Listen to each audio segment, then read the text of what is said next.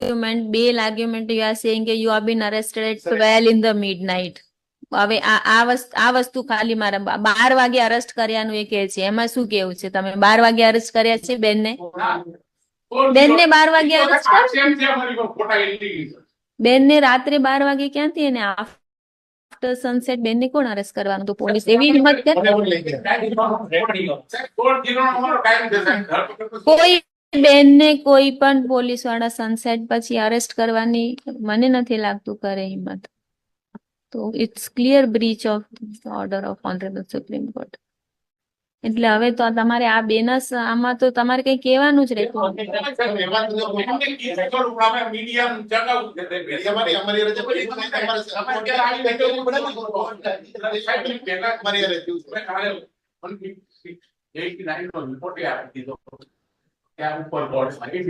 પણ તમારું પણ શું સ્ટાન્ડર્ડ છે? 2 દિવસમાં તમે રિમાન્ડ માંગો છો ને 2 દિવસ પછી 189 માં જાઓ છો.